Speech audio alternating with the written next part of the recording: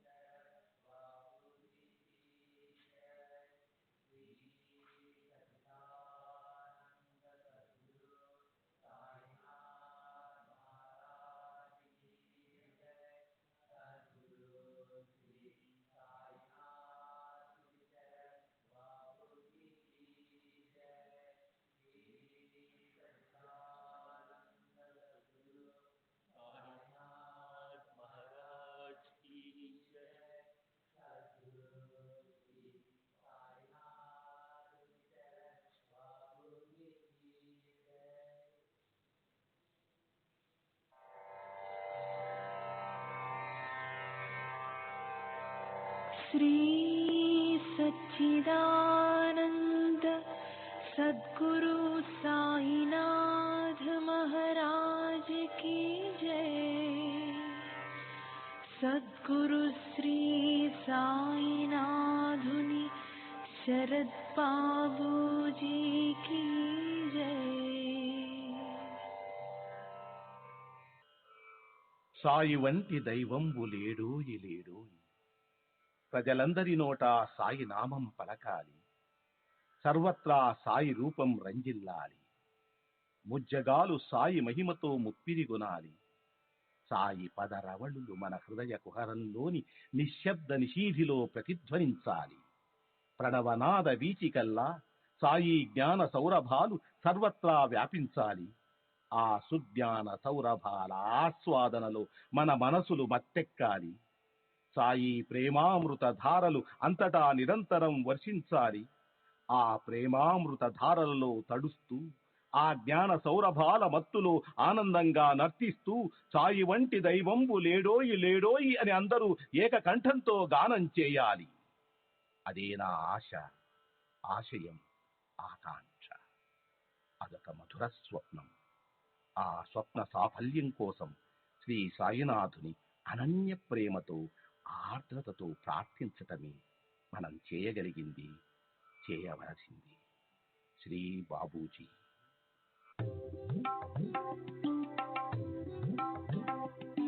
సాయి బాబా సాయి బాబా సాయి బాబా సాయి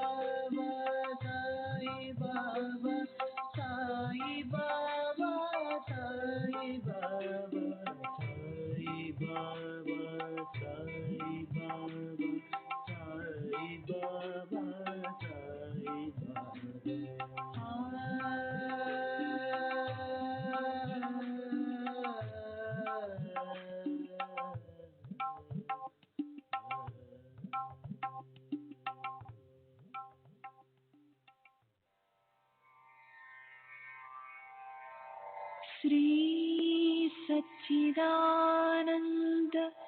सद्गुरु साईनाथ महाराज की जय। सद्गुरु श्री साईनाथुनि शरद बाबू जी की जय।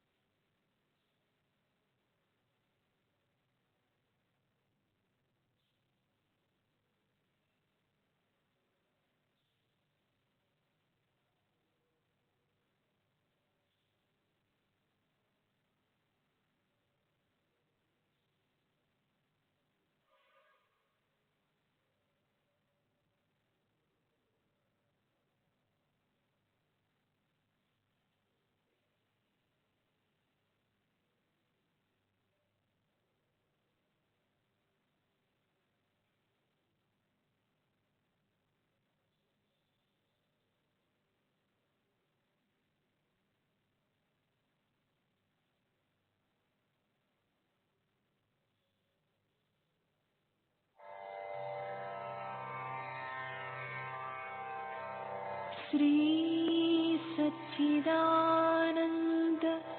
सद्गुरु साईनाथ महाराज की जय।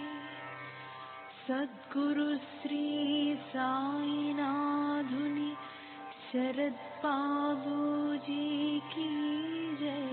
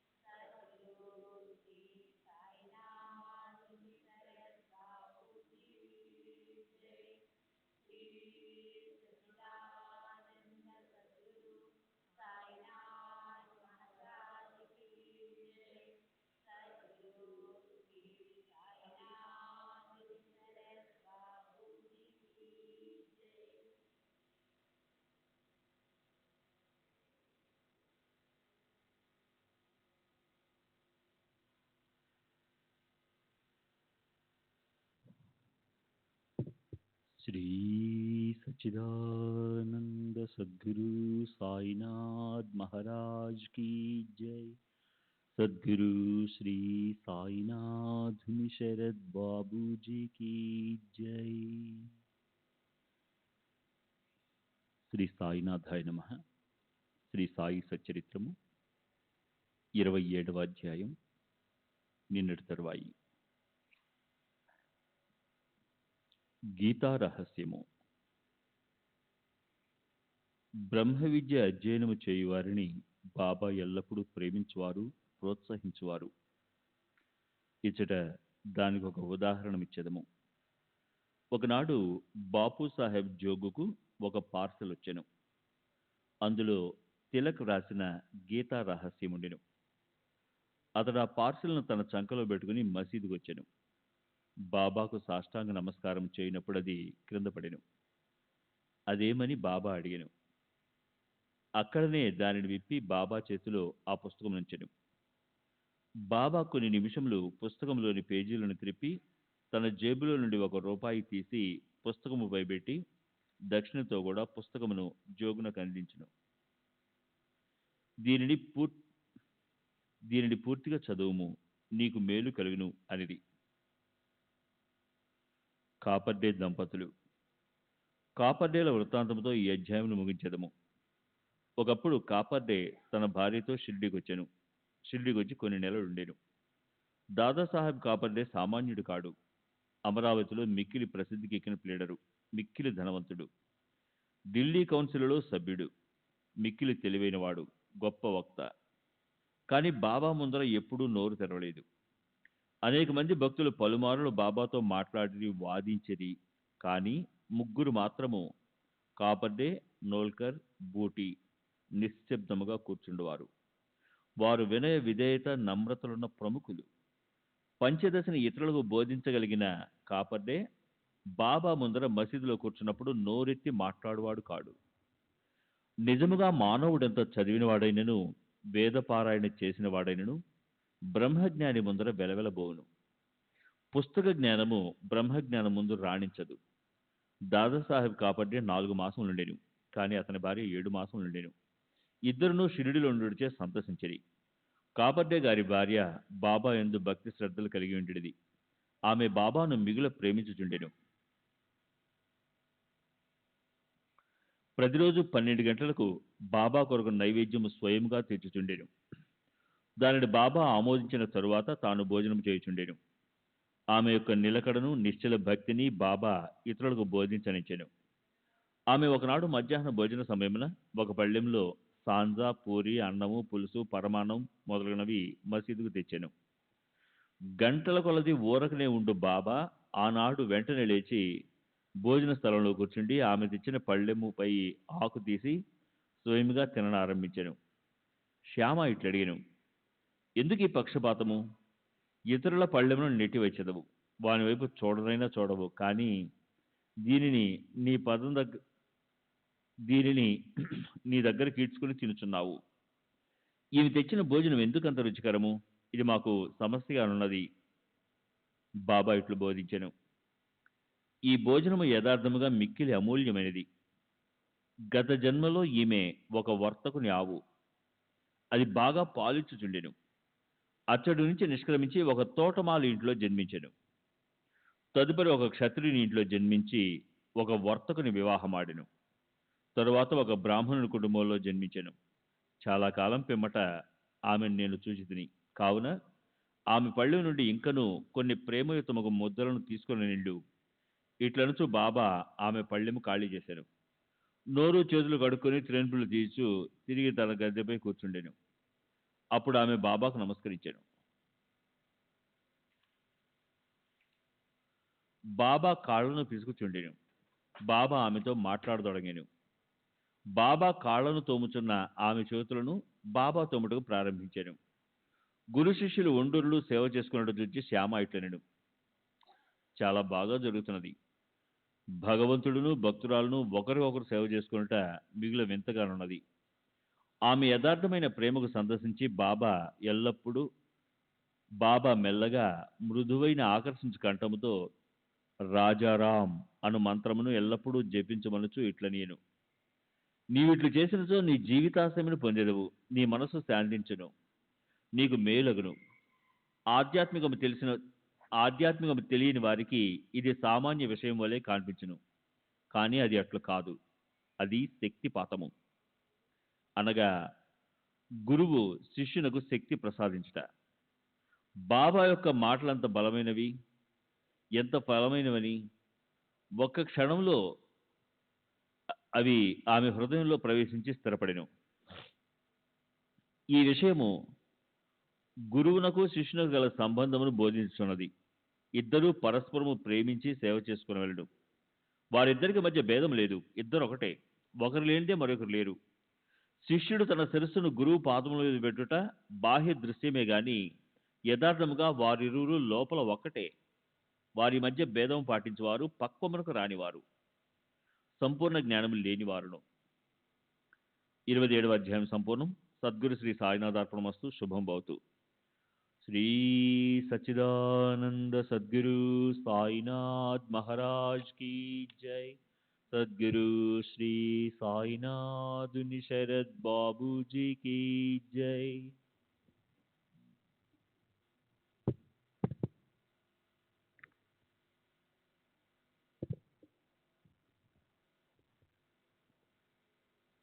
శ్రీ సాయినాథాయ నమః.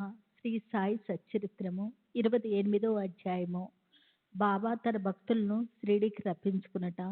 లాలా లక్ష్మీచందు, బురహాన్పూర్ మహిళ, మేఘశ్యాముడు. బాబా తన భక్తులను షిరిడీకి రప్పించుట. శ్రీ సాయి అనంతుడు. చీమలు, పురుగులు మొదలుకొని బ్రహ్మ పర్యంతము సకల జీవులందు వసించును. వారు సర్వంత్రియామి. వేద జ్ఞానమందు, ఆత్మ సాక్షాత్కార విద్యందు వారు పారంగతులు. ఈ రెండిట్లో వారికి ప్రావీణ్యం ఉండొచ్చే వారు సద్గురువులు అనిపించుకున్నట్టుకు సమర్థులు. పండితులైనప్పటికీ శిష్యులు ఎవరైతే ప్రేరేపించి ఆత్మ సాక్షాత్కారం కలిగించలేరో వారు సద్గురువులు కానే రారు. సాధారణంగా తండ్రి శరీరమును పుట్టించును, పిమ్మట చావు జీవితమును వెంబడించును. కానీ సద్గురువు చావు పుట్టుకలను రెంటినీ దాటింతురు. కాబట్టి వారందరికంటే దయార్థ హృదయులు. సాయిబాబా అనేక సార్లు ఇట్లు నుడివిరి, నా మనుషుడు ఎంత దూరం నున్నప్పటికీ, 1000 క్రోసుల దూరం నున్నప్పటికీ పిచుకు కాళ్ళకు దారం కట్టి ఏడ్చినట్ల అతన్ని షిరిడీకి లాగెదను. అటువంటి 3 పిచుకల గురించి అధ్యాయంలో చెప్పుకుందాము. లాలా లక్ష్మీచందు. అతడు మొట్టమొదట రైల్వేలోను, అటు తర్వాత బొంబాయిలోని శ్రీ వెంకటేశ్వర ముద్రాలయంలందును, తదుపరి ర్యాలీ బ్రదర్స్ కంపెనీలోను గుమస్తాగా ఉద్యోగం చేసెను. 1910వ సంవత్సరంన అతనికి బాబా సాంగత్యం లభించెను. శాంతాక్రజ్లో క్రిస్టమస్ పండుగకు 1-2 మాసములకు పూర్వము స్వప్నంలో గడ్డంతోనున్న ఒక ముసలివాణిని చుట్టూ భక్తులు గుంపులు కూడి ఉన్నట్లు చూచెను. కొన్నాళ్ల తర్వాత దాస్కను కీర్తన వినుటకు తన స్నేహితుడగు దత్తాత్రేయ మంజునాథ్ బిజూర్ ఇంటికి వెళ్ళెను. కీర్తన చేయనప్పుడు దాస్కను భావపటమును సభలో పెట్టుట ఆచారము. స్వప్నంలో చూచిన ముసలివాని ముఖలక్షణములు ఈ పటంలో ఉన్న వానికి సరిపోయిను. కావున తాను సాయిబాబాను స్వప్నంలో చూచినట్లు గ్రహించెను. పటము, దాస్కన్ కీర్తన, తుకారాం జీవితము అంటే అప్పుడు దాస్కన్ చెబుతున్న హరికథ ఇవన్నీ మనసును నాటి లక్ష్మీచందు షిరిడీ పోవటకు వీళ్ళూర్చుండెను. సద్గురుని వెతుకుట్లోనూ ఆధ్యాత్మిక కృషి అందును దేవుడు భక్తులు సహాయపడినన్నది భక్తుల అనుభవమే. ఆనాటి రాత్రి 8 గంటలకు అతని స్నేహితుడగు శంకర్రావు వచ్చి తలుపు కొట్టి షిరిడీకి వచ్చేదవా అని అడిగెను. అతని ఆనందంను కంతు లేకుండెను. షిరిడీకి పోవాలని నిశ్చయించుకొనెను. పినతండ్రి కొడుకు వద్ద 15 రూపాయలు అప్పుపుచ్చుకొని కావలసిన ఏర్పాట్లన్నీ చేసుకున్న పిమ్మట షిరిడీకి ప్రయాణమైను. రైల్లో అతడును స్నేహితుడగు శంకర్రావును భజన చేసి సాయిబాబాను గురించి తోటి ప్రయాణికులను అడిగిరి. చాలా సంవత్సరం నుంచి షిరిడీలో ఉన్న సాయిబాబా గొప్ప యోగి పుంగువులని వారు చెప్పిరి. కోపరగాం రాగానే అతడు బాబా కొరకు జామ పండ్లు కొనవాలనుకున్నాను. కానీ ఆ గ్రామ పరిసరాలను ప్రకృతి దృశ్యమును చూచి ఆనందించి ఆ విషయముని మరిచెను. షిరిడి సమీపించుచుండగా వారికి సంగతి జ్ఞప్తికి వచ్చెను. అప్పుడే ఒక ముసలమ్మ నెత్తిపై జామ పండ్ల గంప పెట్టుకొని తమ గుర్రపు బండి వెంట పరిగెత్తుకొని వచ్చుచుండెను. అతడు బండిని ఆపి కొన్ని ఎంపుడు పండ్లను మాత్రమే కొనెను. అప్పుడు ఆ ముసలమ్మ తక్కిన పండ్లను కూడా తీసుకొని తన పక్షమున బాబాకు అర్పితం చేయడని కోరెను. జామ పండ్లను కొనవలననుకుంటా ఆ విషయమే మరచట, ముసలమ్మను కలుసుకొనట, ఆమె భక్తి ఇవన్నీ ఇద్దరికీ ఆశ్చర్యమును కలుగజేసెను. ఆ ముసలమ్మ తాను స్వప్నంలో చూచిన ముసలివాని బంధువై ఉండవచ్చనుకొనెను. అంతలో బండి షిరిడి చేరెను. వారు మసీదుపై జెండాను చూచి నమస్కరించిరి. పూజా సామగ్రితో మసీదుకు వెళ్లి బాబాని ఉచిత రీతిన పూజించిరి. లక్ష్మీచంద్ మనసు కరిగెను. బాబాను చూచి చాలా సంతసించెను. సువాసన గల తామర పువ్వును భ్రమరం చూచి సంతసించినట్లు బాబా పాదం చూచి సంతసించెను. అప్పుడు బాబా ఇట్లనెను, టక్కరివాడు దారిలో భజన చేయును, నన్ను గురించి ఇతరులను విచారించుచుండును. ఇతరుని అడగనేలా, మన కండ్లతోడ సమస్తము చూడవలను. ఇతరుని అడగవలసిన అవసరమేమి? నీ స్వప్నం నిజమైందా కాదా అనన్నది ఆలోచించుము.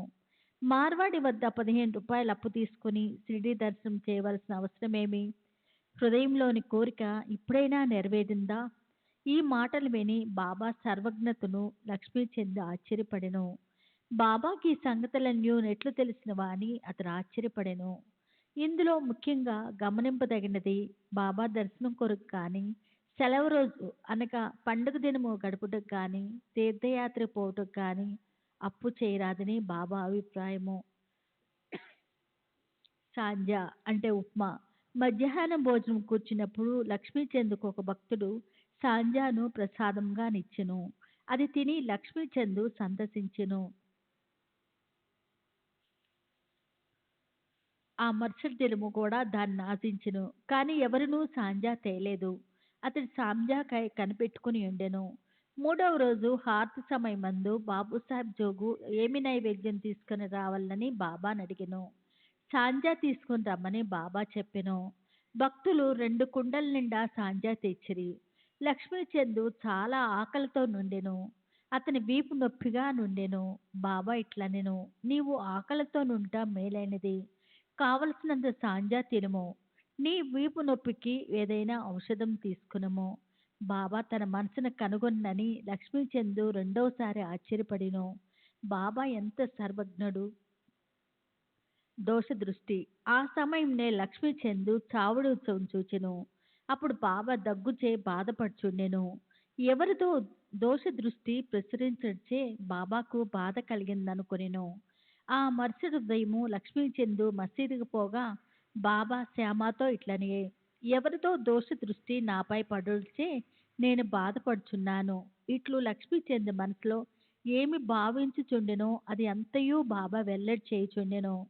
ఈ విధంగా సర్వజ్ఞతకు కారుణ్యమునకు కావలసినన్ని నిదర్శనములను కని లక్ష్మీచంద్ బాబా పాదంపై పడి, మీ దర్శనం వల్ల నేనెంతో సంతోషించితిని. ఎల్లప్పుడూ నా యందు దయాదాక్ష్యములు చూపి నన్ను రక్షించుము. నాకు ఈ ప్రపంచంలో మీ పాదములు తప్ప ఇతర దైవం లేదు. నా మనస్సు ఎల్లప్పుడూ మీ పాద పూజ యందు, మీ భజన యందు ప్రీతి చెందును కాక. మీ కటాక్షంచే నన్ను ప్రపంచ బాధల నుండి కాపాడుదురు కాక. నేనెల్లప్పుడూ మీ నామమునే జపించుచు సంతోషంతో నుందును కాక అని ప్రార్థించెను. బాబా ఆశీర్వాదమును ఊది ప్రసాదమును పుచ్చుకొని లక్ష్మీచంద్ సంతోషంతో తృప్తితో స్నేహితునితో కలిసి ఇంటికి తిరిగి వచ్చును. దారిలో బాబా మహిమలను కీర్తించుచుండెను. సదా బాబాకు నిజమైన భక్తుడుగా నుండెను. షిరిడి పోవు పరిచితుల ద్వారా పూలమాలలు, కర్పూరము, దక్షిణ పంపుచుండెను. బుర్హాన్పూర్ మహిళ. ఇంకొక పిచ్చుక భక్తురాలు వృత్తాంతం చూచిదము. బుర్హాన్పూర్లో ఒక మహిళకు సాయి స్వప్నంలో కనపడి గుమ్మం వద్దకు వచ్చి తినుడుకు కిచిడి కావాలనెను. మేల్కొని చూడగా తన ద్వారం వద్ద నెవ్వరూ లేకుండ్రి. చూచిన దృశ్యమునకు చాలా సంతసించి ఆమె అందరికీ తెలియజేసెను. తన భర్తకు కూడా తెలిపెను. అతడు పోస్టాఫీస్లో ఉద్యోగం చేయుచుండెను. అతనిని అకోలాకు బదిలీ చేసిరి. భార్యాభర్తలు షిరిడి పోవు నిశ్చయించుకొని ఒక శుభదినమందు షిరిడీకి బయలుదేరిరి. మార్గమధ్యమున గోమతీ తీర్థం దర్శించి షిరిడి చేరిరి. అచ్చట 2 మాసములుండ్రి. ప్రతిరోజు మసీదుకు పోయి బాబాను దర్శించి పూజించి మిక్కిలి సంతసించుచుండ్రి. వారు బాబాకు కిచిడి ప్రసాదం నర్పించవలనని షిరిడీకి వచ్చిరి. కానీ అది 14 రోజుల వరకు తటస్థించలేదు. ఆమెకు కాలయాపన ఇష్టం లేకుండెను. 15వ రోజు ఆమె కిచిడీతో మసీదుకు 12 గంటలకు వచ్చెను. మసీదులో అందరూ భోజనము కూర్చుండ్రి కనుక తెరవేసి ఉండెను. తెరవేసి ఉండదినప్పుడు ఎవరునూ లోపల ప్రవేశించుటకు సాహసించరు. కానీ ఆమె నిలవలేకపోయిను. ఒక చేతితో తెర పైకెత్తి లోపల ప్రవేశించెను. బాబా ఆనాడు కిచిడి కొరకు కనిపెట్టుకుని ఉన్నట్లు తోచెను. ఆమె కిచిడి అచ్చట పెట్టగానే బాబా సంతసంతో ముద్ద మీద ముద్ద మింగుట ప్రారంభించెను. బాబా ఆదుర్దాన్ని చూచి అందరూ ఆశ్చర్యపడిరి. ఈ కిచిడి కథను విన్నవారు బాబాకు తన భక్తులపై అసాధారణ ప్రేమ ఇండునన్నుటను విశ్వసించిరి. శ్రీ సచ్చిదానంద సద్గురు సాయినాథ్ మహారాజ్ కీ జై. శరత్ బాబూజీ కీ జై.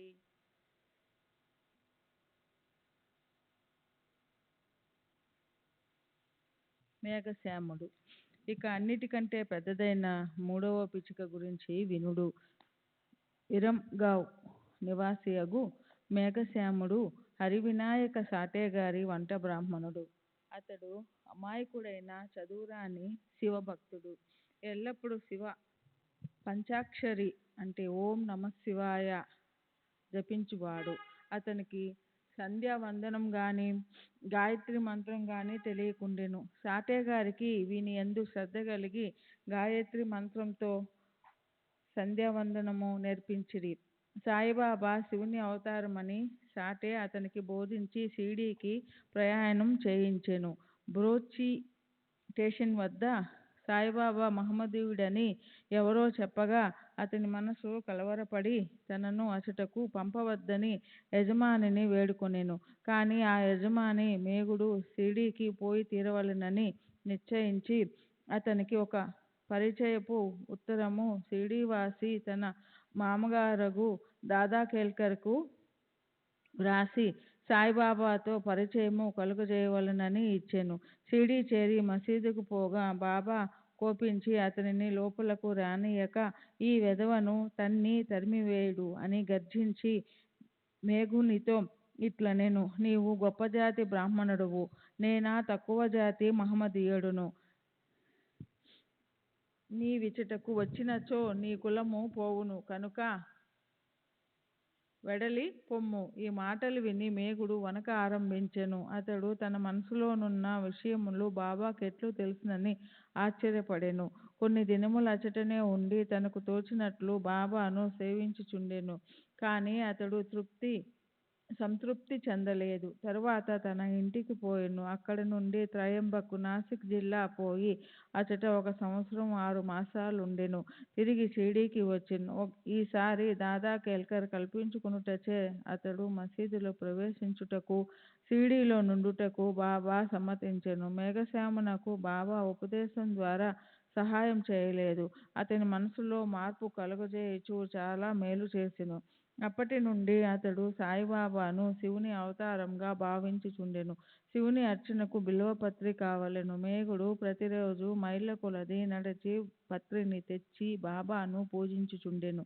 గ్రామంలో నున్న దేవతలందరినీ పూజించిన పిమ్మట మసీదుకు వచ్చి బాబా గద్దెకు నమస్కరించి పిదప బాబాను పూజించుచుండెను.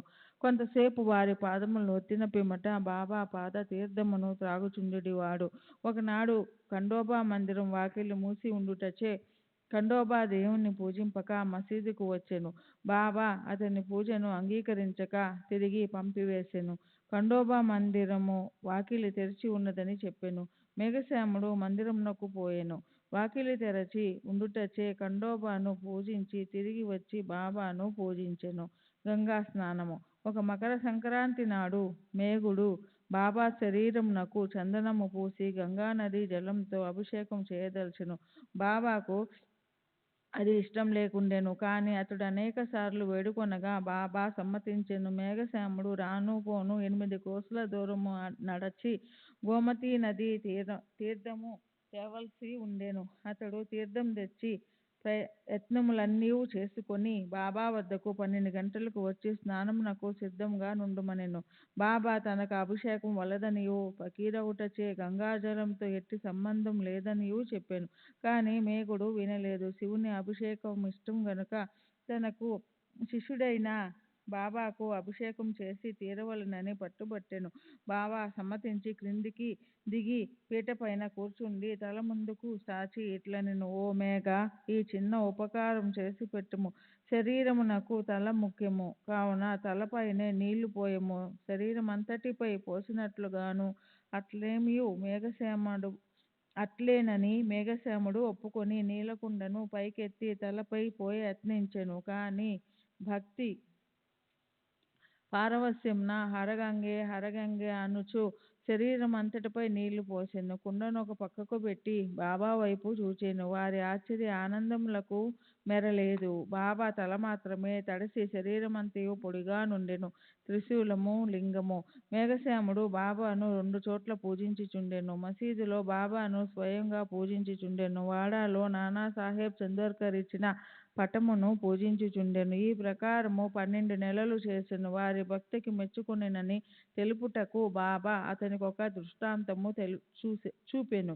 ఒకనాడు వేకువజామున మేగుడు తన శయ్యపై పడుకొని కండ్లు మూసుకొని ఉన్నప్పటికీ లోపల ధ్యానము చేయుచు బాబా రూపమును చూచెను. బాబా అతనిపై అక్షింతలు జల్లి మేఘ, త్రిశూలమును గీయము అని చెప్పి అదృశ్యుడాయెను.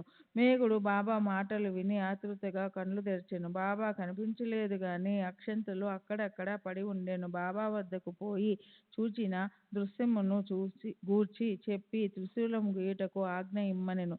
బాబా ఇట్లనెను: నా మాటలు వినలేదా? త్రిశూలమును గీయమంటిని. అది దృశ్యం కాదు, స్వయంగా వచ్చి నేనే చెప్పితిని. నా మాటలు పొల్లుగావు, అర్థవంతములు. మేగుడిట్లు పలికెను: మీరు నన్ను లేపినట్టులా భావించితిని. తలుపులన్నీ వేసి ఉండుటచే అది దృశ్యము అనుకొంటిని. బాబా తిరిగి ఇట్లు జవాబిచ్చెను: ప్రవేశించుటకు నాకు వాకిలి అవసరం లేదు. నాకు రూపం లేదు. నేనన్ని చోట్ల నివసించుచున్నాను. ఎవరైతే నన్నే నమ్మి నా ధ్యానమందే మునిగి అందులో వారి పనులన్నీయు సూత్రధారినై నేనే నడిపించెదను. మేగుడు వాడాకు తిరిగి వచ్చి బాబా పటము వద్ద గోడపై త్రిశూలమును ఎర్ర రంగుతో గీసెను. ఆ మరుసటి దినము ఒక రామదాసి భక్తుడు పూనా నుంచి వచ్చి బాబాకు నమస్కరించి ఒక లింగమును సమర్పించెను. అప్పుడే మేగుడు కూడా అచటకు వచ్చెను. బాబా ఇట్లనెను: చూడు, శంకరుడు వచ్చినాడు, జాగ్రత్తగా పూజింపుము. మేగుడు త్రిశూలమును గీసిన వెంటనే లింగము వచ్చుట కాంచెను. అతడు ఆశ్చర్యపడుచుండగా మేఘశ్యాముడు వచ్చి బాబా తనకు లింగము కానుకగా నిచ్చినని చూపెను. దీక్షిత్తు దానిని చూచి సరిగా అది తన ధ్యానంలో కనపడిన దాని వలె నున్నదని సంతసించెను. కొద్ది రోజులలో త్రిశూలమును వ్రాయుట పూర్తి కాగా బాబా మేఘశ్యాముడు పూజ చేయుచున్న పెద్ద పటము వద్ద లింగమును ప్రతిష్ఠించెను. మేఘశ్యామునకు శివుని పూజించుట చాలా ప్రీతి గనుక త్రిశూలమును వ్రాయించి లింగమును ప్రతిష్ఠించుట ద్వారా బాబా వాని యందుండు నమ్మకమును స్థిరపరచెను.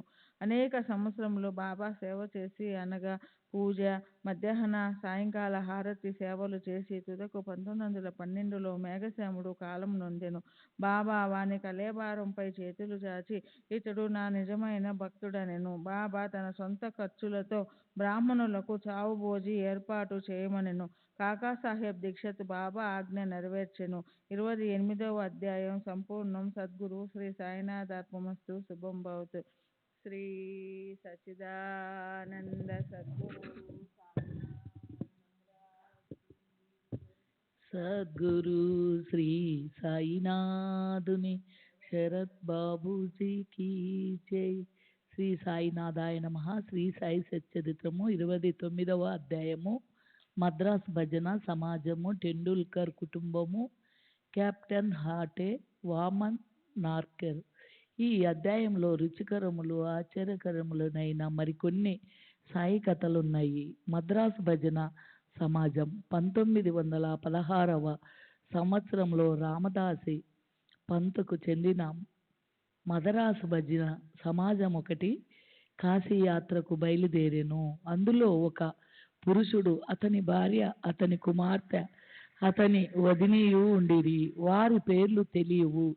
మార్గ మధ్యమున వారు అహ్మద్ నగర్ జిల్లా కోపర్గాం తాలూకాలో సిరిడి అను గ్రామమున సాయి అను ఒక గొప్ప యోగీశ్వరుడు ఉన్నారనియు, వారు పరబ్రహ్మ స్వరూపులనియు, ప్రశాంతులనియు, ఉదార స్వభావులనియు, భక్తులకు ప్రతిరోజు ద్రవ్యము పంచి పెట్టదరనియు, విద్యావంతుల కలసుకలను బట్టి యథోచితముగా సత్కరించరని వినిది. ప్రతిరోజు దక్షిణ రూపముగా చాలా డబ్బు వసూలు చేసి దానిని భక్త కొండాజీ కూతురు 3 ఏండ్ల ఆమెనికి ₹1, ₹2 నుంచి ₹5 వరకు, కొందరికి జమాలికి ₹6, ఆమని తల్లికి ₹10 మొదలుకొని ₹20 వరకు, కొందరు భక్తులకు ₹50 వరకు బాబా ఇచ్చుచుండెను. ఇదంతయు విని సమాజము షిరిడీకి వచ్చి అచట ఆగి మంచి భజన చేసెను. వారు మంచి పాటలు పాడిరి, కానీ లోలోన ద్రవ్యము నాశించుచుండిరి. వారిలో 3 పేరాస గలవారు. యజమానురాలు మాత్రం అట్టి స్వభావము కలది కాదు. ఆమె బాబా యందు ప్రేమ గౌరవములు కలది. ఒకనాడు మధ్యాహ్న హారతి జరుగుచుండగా బాబా ఆమె భక్తి విశ్వాసములకు ప్రీతి చెంది ఆమె ఇష్టదైవం యొక్క దృశ్యము ప్రసాదించెను. ఆమెకు బాబా శ్రీరాముని వలె కనిపించెను, కానీ ఇతరులకు మామూలు సాయినాథుని వలె కనిపించెను. తన ఇష్టదైవమును చూచి ఆమె మనసు కరిగెను. కళ్ళ నుండి ఆనంద బాష్పములు కారుచుండగా ఆమె ఆనందముతో చేతులు తట్టెను. ఆమె ఆనంద వైఖరి తక్కిన వారు ఆశ్చర్యపడిరి, కానీ కారణమేమో తెలియకొనలేకుండిరి. జరిగినదంతయు ఆమె సాయంకాలము తన భర్తతో చెప్పెను. ఆమె సాయిబాబాలో శ్రీరాముని చూచితినెను. ఆమె అమాయక భక్తురాలగుటచే శ్రీరాముని చూచుటకు ఆమె పడిన భ్రమ అని భర్త అనుకునెను. అది అంతయు ఒట్టి చాదస్తమని వెక్కిరించెను. అందరూ సాయిబాబాను చూడగా ఆమె శ్రీరాముని చూచుటకు అసంభవమనెను. ఆమె ఆపేక్షకు కోపగించలేదు. ఆమెకు శ్రీరామ దర్శనము అప్పుడప్పుడు తన మనసును ప్రశాంతముగా నుండునప్పుడు, దురాశలు లేనప్పుడును లభించుచునే ఉండును. ఆశ్చర్యకరమైన దర్శనం. ఈ ప్రకారము జరుగుచుండగా ఒకనాటి రాత్రి భర్తకు ఒక అద్భుతమైన దృశ్యము ఈ విధముగా కనపడెను. అతడు ఒక పెద్ద పట్టణములో నుండెను. అక్కడి పోలీసులు తనను బంధించిరి. తాడుతో చేతులు కట్టి ఒక పంజరమున బంధించిరి. పోలీసు వారు తాడు ముడి మరింత బిగించుచుండగా సాయిబాబా పంజరము దగ్గరనే నిలిచి ఉండుట చూసి విచారముగా అతడిట్లనెను, నీ కీర్తి విని నీ పాదముల వద్దకు వచ్చి తిని, నీవు స్వయముగా నిచట నిలిచి ఉండగా ఈ ఆపద నాపై పడనేలా. బాబా ఇట్లనెను, నీవు చేసిన కర్మ ఫలితము నీవే అనుభవించవలేను.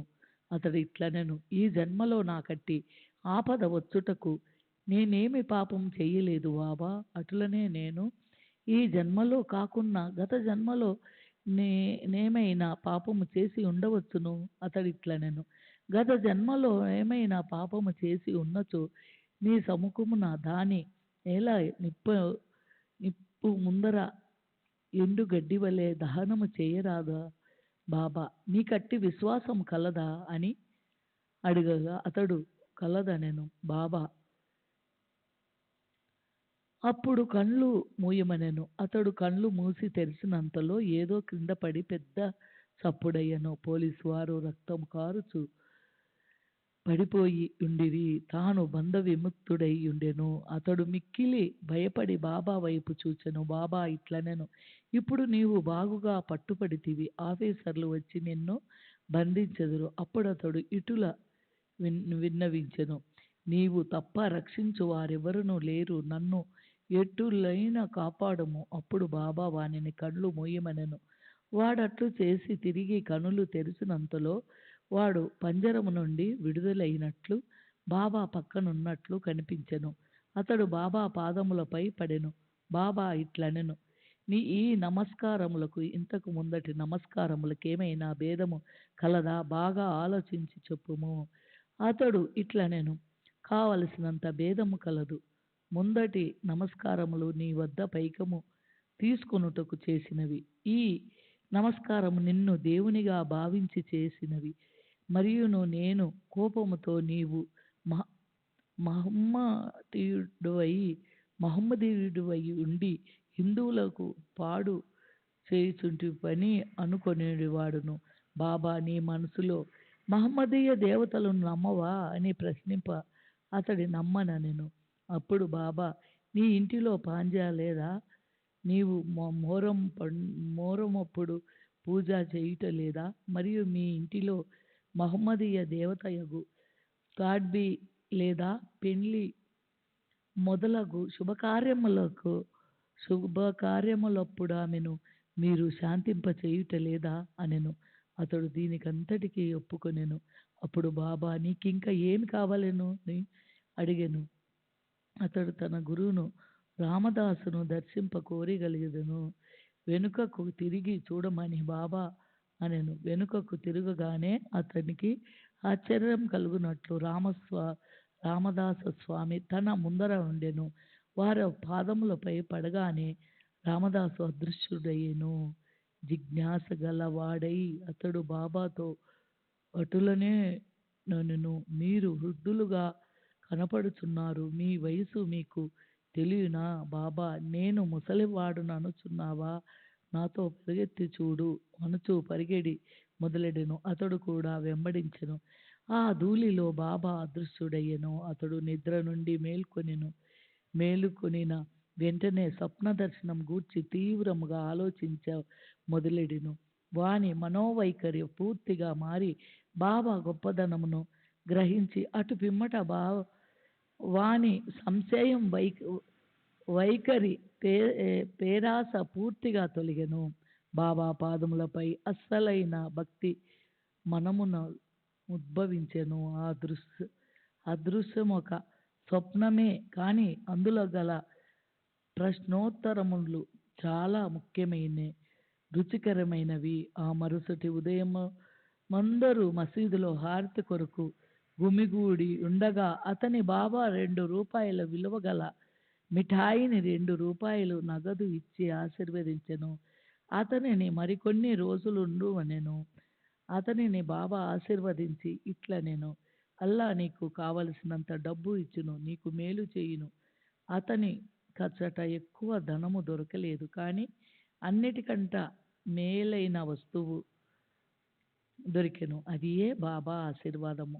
తరువాత ఆ భజన సమాజమున ఎంతో ధనము లభించెను. వారి యాత్ర కూడా జయప్రదంగా సాగెను. వారికెట్టి కష్టములు ప్రయాణము మధ్యమున కలగలేదు. అందరూ క్షేమముగా ఇల్లు చేరిరి.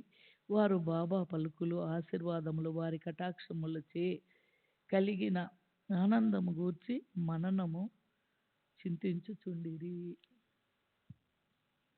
తన భక్తులకు వృద్ధి చేయుటకు వారి మనసులను మార్చుటకు బాబా అవలంబించిన మార్గములలో ఒకటి చూపుటికి లీలా యొక్క ఉదాహరణము. ఇప్పటికీ ఇట్టి మార్గమును బాబా అవలంబించుచున్నారు. టెండూల్కర్ కుటుంబము.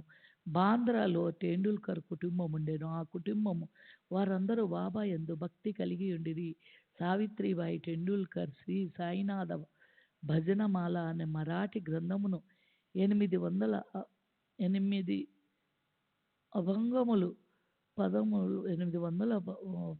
అభంగములతో ప్రచురించెను. దానిలోని సాయిలీలన్నీ వర్ణించబడెను. బాబా అందు శ్రద్ధా భక్తులు గలవారు దానిని తప్పక చదవవలెను. వారి కుమారుడు బాబు టెండూల్కర్ వైద్య పరీక్షకు కూర్చునవలెనని రాత్రింబగళ్ళు కష్టపడి చదువుచుండెను. అతడు కొందరు జ్యోతిష్కులు సలహా చేసెను. వారు అతని జాతకమును చూచి ఈ సంవత్సరము గ్రహములు అనుకూలముగా లేవని చెప్పిరి కనుక ఈ మరుసటి సంవత్సరము పరీక్షకు కూర్చునవలెననియు అట్లు చేసిన తప్పక ఉత్తీర్ణుడగుననియు చెప్పిరి. ఇది విని అతని మనసుకు విచారము అశాంతి కలిగెను. కొన్ని దినముల తర్వాత అతని తల్లి షిరిడీకి పోయి బాబాను దర్శించెను. ఆమె బాబాకు అనేక విషయములతో పాటు తన కొడుకు విచారగ్రస్తుడై సంగతి కూడా చెప్పెను. ఇది విని బాబా ఆమెతో ఇట్లనేను, నా యందు నమ్మకముంచి జాతకములు వాని ఫలితములు సాముద్రిక శాస్త్రములు పలుకులొక పక్కకు త్రోసి తన పాఠమును చదువుకొనమనెను చెప్పెను. శాంతి మనస్సుతో పరీక్షకు వెళ్ళుమనెను. అతడు ఈ సంవత్సరము తప్పక ఉత్తీర్ణుడగును, నా యందే నమ్మకం ఉంచుమనెను. నిరుత్సాహం చెందవద్దవనము. తల్లి ఇంటికి వచ్చి బాబా సందేహం కొడుకుకు వినిపించెను. అతడు శ్రద్ధగా చదివెను. పరీక్షకు కూర్చునెను. వ్రాత పరీక్షలో బాగుగా వ్రాసెను. కానీ సంశయములో మునిగి ఉత్తీర్ణుటకు కావలసిన మార్కులు రావనుకొనెను. కావున నోటి పరీక్షలకు కూర్చొని ఇష్టపడలేదు. కానీ పరీక్షలు అతని వెంటపడిరి. వ్రాత పరీక్షలో ఉత్తీర్ణుడైనని నోటి పరీక్షకు రావలేననియు పరీక్షాధికారి కబురు పెట్టెను. ఇట్లు ధైర్యం వచనము విని అతడు పరీక్షకు కూర్చొని రెండింటిలో ఉత్తీర్ణుడయ్యెను. గ్రహములు వ్యతిరేకముగా నున్నను బాబా కటాక్షముచే ఆ సంవత్సరము పరీక్షలో ఉత్తీర్ణుడయ్యెను. సంశయములు కష్టములు మన భక్తిని స్థిరపరచుట, మనలను చుట్టుముట్టును, మనలను పరీక్షించును. పూర్తి విశ్వాసంతో బాబాను కొలుసును. మన కృషి సాగినచో మన ప్రయత్నములన్నీ తుదకు విజయవంతమగును. శ్రీ సచ్చిదానంద సద్గురు సాయినాథ్ మహారాజ్ కీ జై. సద్గురు శ్రీ సాయినాథుని శరత్ బాబూజీ కీ జై.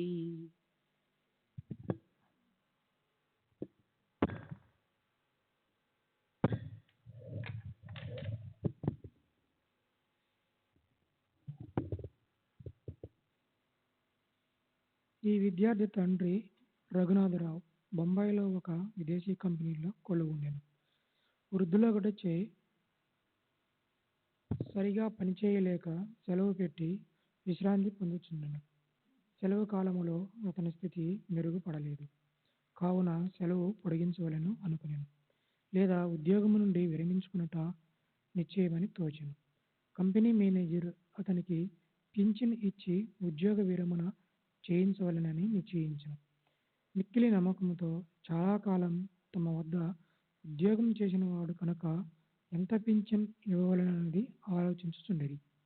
అతని వేతనము నెలకు 150 రూపాయలు. పింఛను అందులో సగము 75 రూపాయలు. కుటుంబ ఖర్చులకు సరిపోదు. కాబట్టి ఈ విషయమై వారందరూ ఆతురతతో ఉండిరి. తుది నిర్ణయమునకు 15 రోజుల ముందు టెండూల్కర్ భార్యకు బాబా స్వప్నంలో కనిపించి 100 రూపాయలు పింఛన్ ఇచ్చినా బాగుండును అనుకున్నాను. అది నీకు సంతృప్తికరమా అనేను. ఆమె ఇట్లు జవాబిచ్చెను, బాబా, నన్నేలా అడిగెదవు? మేము నిన్నే విశ్వసించి ఉన్నాము. బాబా 100 రూపాయలు అనినను అతనికి 10 రూపాయలు అధికముగా అనగా 110 రూపాయల పింఛను లభించెను. తన భక్తులపై బాబా ఇట్టి విచిత్రమైన ప్రేమానురాగములు ప్రదర్శించువారు.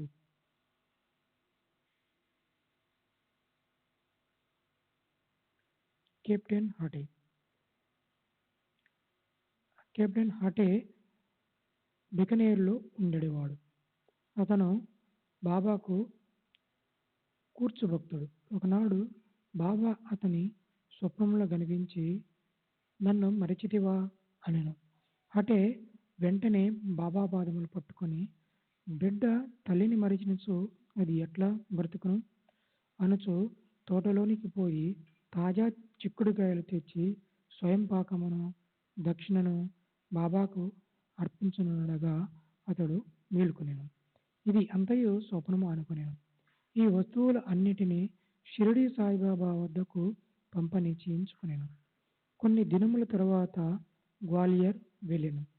అక్కడ నుండి 12 రూపాయలు మనీ ఆర్డర్ ద్వారా బొంబాయిలో ఉండిన తన స్నేహితునకు పంపి అందులో 2 రూపాయలతో స్వయం పాకము వస్తువులు చిక్కుడుకాయలు కొని 10 రూపాయలు దక్షిణ సమర్పించవలెనని వ్రాశాను. ఆ స్నేహితుడు షిరిడీకి పోయి కావలసిన సామాన్లు కొనిను. కానీ చిక్కుడుకాయలు దొరకలేదు. కొంచెం సేపటికి ఒక స్త్రీ తలపై చిక్కుడుకాయల గంపను పెట్టుకొని వచ్చెను. అతడు చిక్కుడుకాయలు కొని స్వయం పాకము సిద్ధం చేసి కెప్టెన్ హటే పక్షమున దానిని బాబాకు అర్పించెను. నిమోన్కర్ మరుసటి దినము అన్నము కూర చేసి బాబా కర్పించెను. బాబా భోజనం చేయనప్పుడు అన్నము మిత పదార్థములు మాని చిక్కుడుకాయ కూరను తినెను. ఈ సంగతి స్నేహితుని ద్వారా తెలుసుకున్న హటే సంతోషం నాకు అంతు లేకుండెను. పవిత్రం చేసిన రూపాయి. ఇంకొకసారి హటేకు తన ఇంటిలో బాబా తాకి పవిత్రమనిచిన రూపాయి నుంచవలెనని కోరిక కలిగిన. షిరిడీకి పో స్నేహితుడు ఒకడు తటస్థపడగా వాని ద్వారా హటే రూపాయి పంపెను. ఆ స్నేహితుడు షిరిడీ చేరెను. బాబాకు నమస్కరించిన పిదప తన గురుదక్షిణ వసంగెను. బాబా దాన్ని జేబులో వేసుకునేను. తర్వాత హటే ఇచ్చిన రూపాయిని ఇవ్వగా బాబా దాని వైపు బాగా చూసి తన కుడి చేతి బొటనవేలుతో పైకి ఎగరేసి ఆడి ఆ స్నేహితుడు ఇట్లనెను, దీనిని దాని యజమానికి ఊది ప్రసాదంతో కూడా ఇచ్చివేయు. నాకేమీ అక్కర్లేదని చెప్పుము. శాంతముగా సంతోషముగా ఉండమను. ఆ స్నేహితుడు గ్వాలియర్ తిరిగి వచ్చెను. హటేకు బాబా పవిత్రం చేసిన రూపాయి ఇచ్చి జరిగిన అంతయు చెప్పెను. ఈసారి హటే మిక్కిలి సంతృష్టి చెందెను. బాబా సద్బుద్ధి కలగజేయనని గ్రహించెను.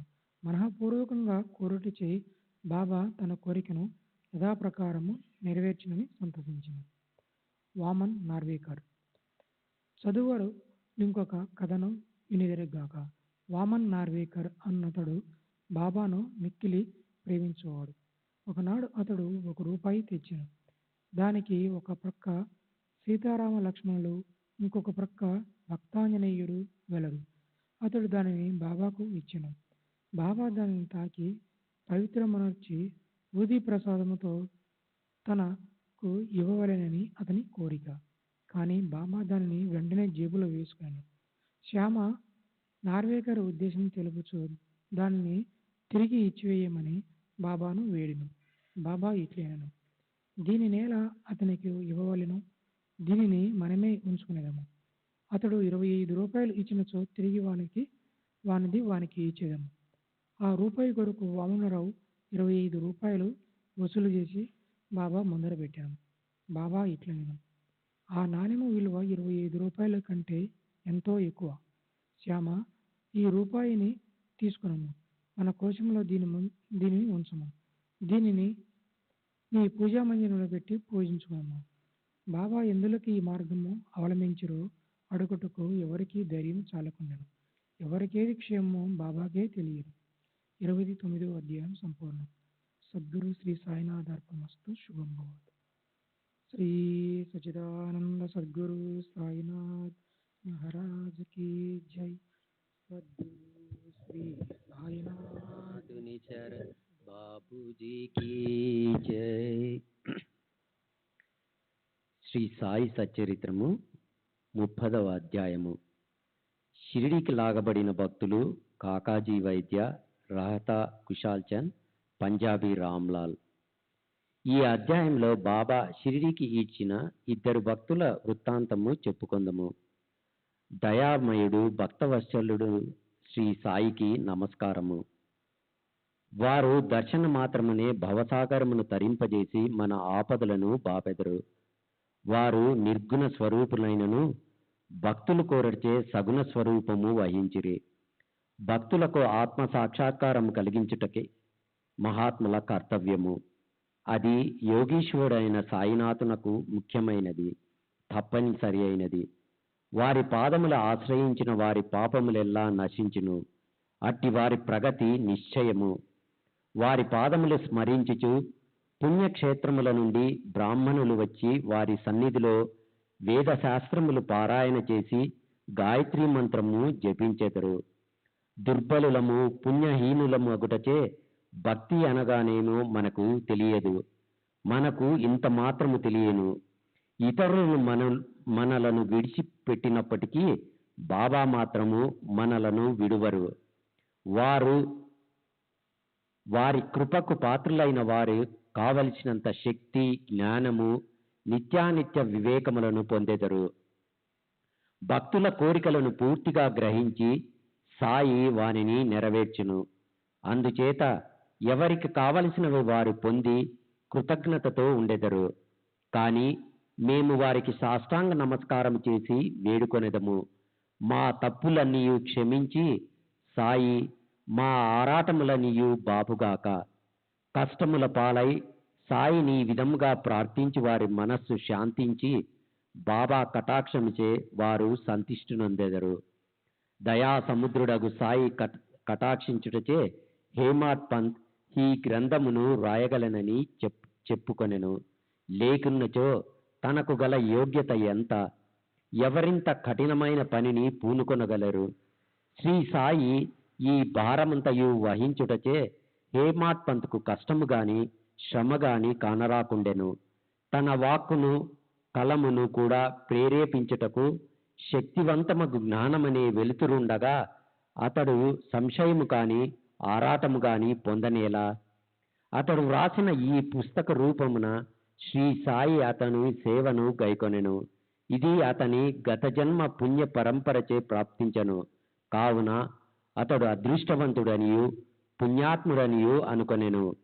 ఈ క్రింది కథ సాధారణ కథ కాదు, స్వచ్ఛమైన అమృతము. దీనిని ఎవరు త్రాగెదరో వారి సాయి మహిమను, సర్వాంతర్యామిత్యమును తెలుసుకుందురు. వాదించువారు, విమర్శించువారు ఈ కథలను చదవనక్కర్లేదు. దీనికి కావలసినది అంతులేని ప్రేమ, భక్తి, వివాదము కాదు. జ్ఞానులు, భక్తి విశ్వాసము కలవారు లేదా యోగుల సేవకులు అనుకొని వారు ఈ కథలను ఇష్టపడి మెచ్చుకొనెదరు. తదితరులు కాకమ్మ కథలు అనుకొందురు. అదృష్టవంతులు అయిన సాయి భక్తులు సాయి లీలలను కల్పతరువుగా భావించెదరు. ఈ సాయి లీలామృతమును త్రాగినచో అజ్ఞానులకు జన్మరాహిత్యము కలుగును, గృహస్థులకు సంతృప్తి కలుగును,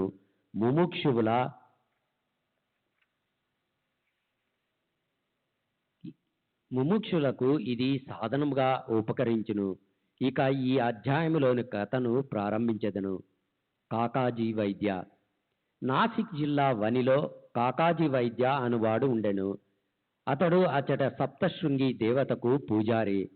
అతడు అనేక కష్టముల పాలై మనశ్శాంతిని పోగొట్టుకొని చంచల మనస్కుడయ్యెను.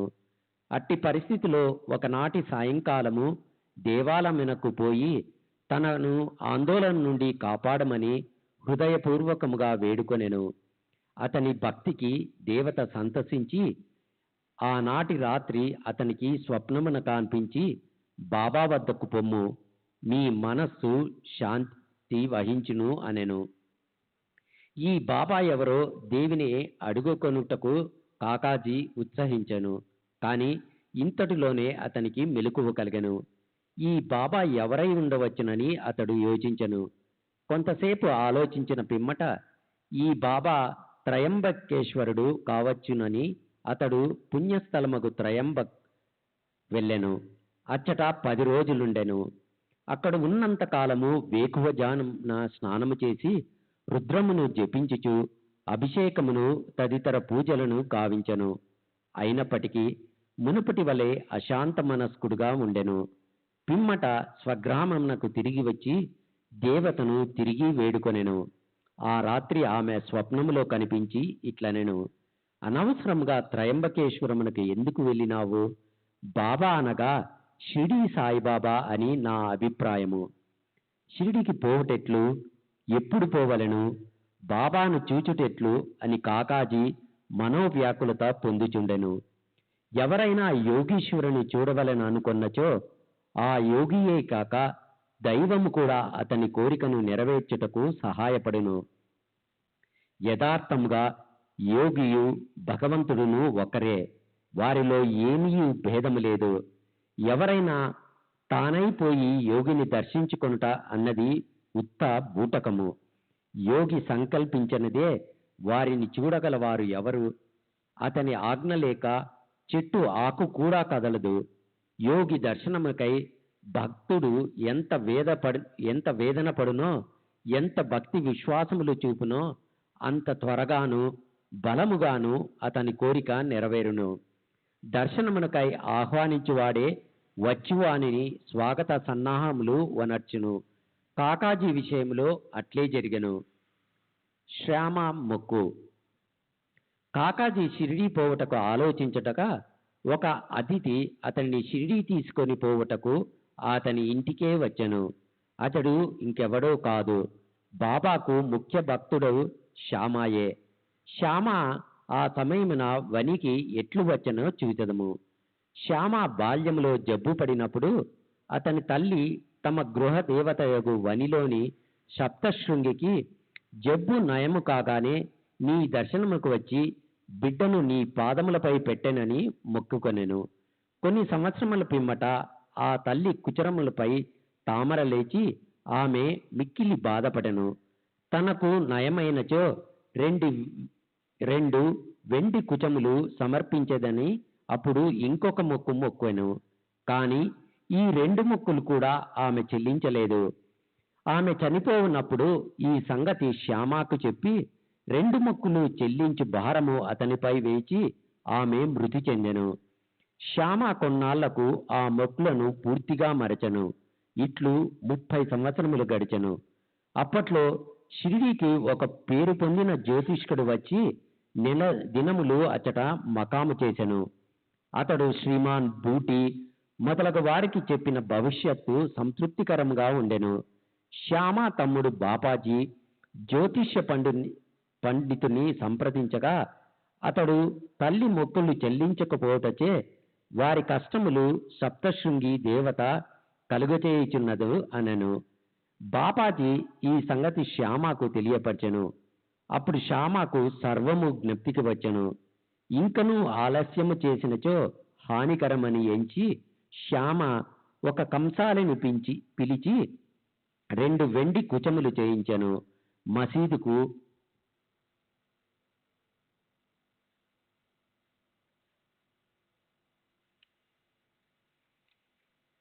పోయి బాబా పాదములపై పడి 2 కుచములను అచ్చట పెట్టి తన మొక్కులను చెల్లజేయనని బాబాయే తన సప్తశృంగి దేవత అగుటచే వానిని ఆమోదించమని వేడెను. నీవు స్వయముగా పోయి సప్తశృంగి దేవతకు మొక్కును చెల్లించుము అని బాబా నిర్బంధించెను. బాబా ఊదిని ఆశీర్వాదమును పొంది శ్యామ వని పట్టణమునకు బయలుదేరాను. పూజారి ఇల్లు వెతుకుచూ తుదకు కాకాజీ ఇల్లు చేరెను. అప్పుడు కాకాజీ షిరిడీకి పోవాలనని గొప్ప కుతూహలముతో ఉండెను. అట్టి సమయంలో శ్యామ వారింటికి వెళ్ళెను. ఇది ఎంత ఆశ్చర్యకరమైన కలయికయో చూడుడు. మీరెవ్వరు ఎచ్చటి నుంచి వచ్చినారని కాకాజీ అడిగెను. మాది షిరిడీ. నేను సప్తశృంగికి మొక్కు చెల్లించుటకు ఇక్కడికి వచ్చినానని శ్యామ అనెను. షిరిడీ నుంచి వచ్చనని తెలియగానే శ్యామాని కాకాజీ కౌగలించుకొనెను. ప్రేమచ్చే మైమరచెను. వారు సాయి లీలల గూర్చి ముచ్చటించుకొనిరి. శ్యామ మొక్కులన్నీయు చెల్లించిన పిమ్మట వారిద్దరూ షిరిడీ బయలుదేరిరి. షిరిడీ చేరగానే కాకాజీ మసీదుకు పోయి బాబాను చూచి వారి పాదములపై పడెను. అతని కండ్లు కన్నీటితో నిండెను. అతని మనస్సు శాంతించెను. సప్తశృంగి దేవత స్వప్నములో తెలియపరిచిన రీతిగా బాబాను చూడగానే అతని మనసులోని చంచలతత్వమంతయు పోయి ప్రశాంతి వహించెను. కాకాజీ మనస్సులో ఇట్లనుకొనెను, ఏమి ఈ అద్భుత శక్తి! బాబా ఏమీ పలకలేదు, ఉత్తర ప్రత్యుత్తరములు కూడా జరగలేదు. ఆశీర్వచములకై అయినా పలుకలేదు. కేవలము వారి దర్శనమే సంతోషముకు కారణమయ్యను. వారి దర్శన మాత్రమునని నా మనశ్చాంచల్యము పోయినది, అంతరంగమున ఆనందము ఉద్భవించినది. ఇదియే దర్శన భాగ్యము. అతడు తన దృష్టి సాయినాథుని పాదములపై నిగిడించెను. అతని నోట మాట రాకుండెను. బాబా లీలలు విని అతని సంతోషమునకు అంతు లేకుండెను. బాబాను సర్వస్వ శరణాగతి వేడెను. తన వేదను బాధలను మరచెను. స్వచ్ఛమైన ఆనందమును పొందెను. అక్కడ 12 రోజులు సుఖముగా ఉండి తుదకు బాబా వద్ద సెలవు తీసుకుని వారి ఊదీ ప్రసాదమును ఆశీర్వాదమును పొంది ఇల్లు చేరెను. శ్రీ సచ్చిదానంద महाराज की जय। सद्गुरु श्री साईनाथ शरद बाबू जी की जय।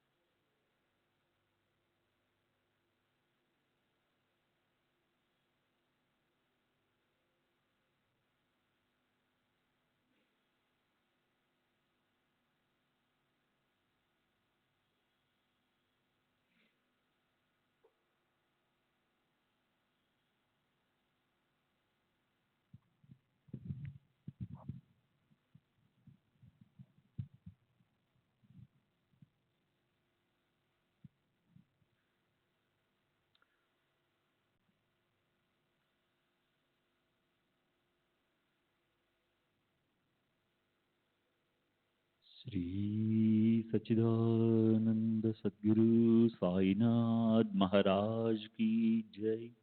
सद्गुरु श्री साईनाथ शरद बाबू जी की जय।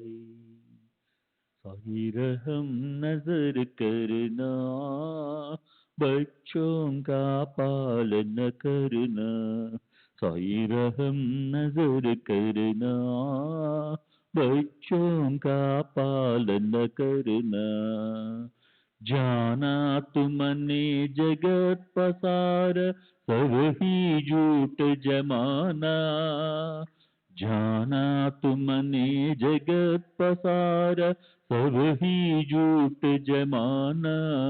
साई रहम नजर करना, बच्चों का पालन करना। साई रहम नजर करना, बच्चों का पालन करना। मैं अंधा हूँ बंदा आपका, मुझसे पद दिखलाना। मैं अंधा हूँ बंदा आपका, मुझसे पद दिखलाना।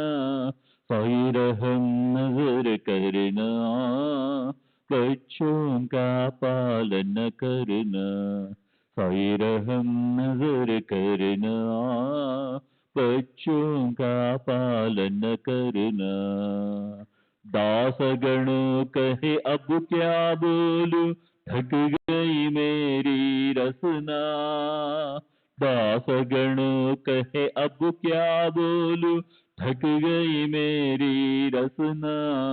साई रहम नजर करना, बच्चों का पालन करना, साई रहम नजर करना, बच्चों का पालन करना।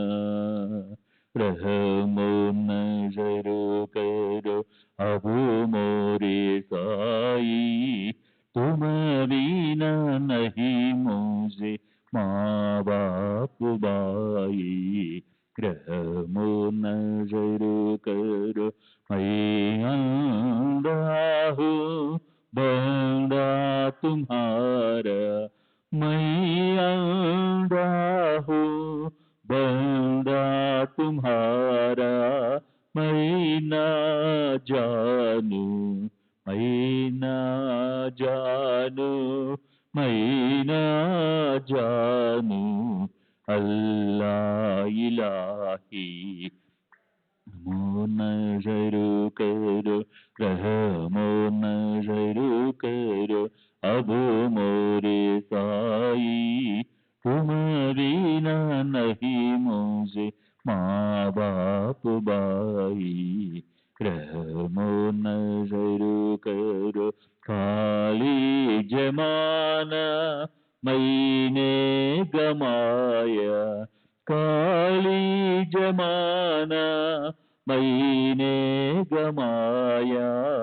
साथी आखिर का, साथी आखिर का, साथी आखिर का तुम भी न कोई।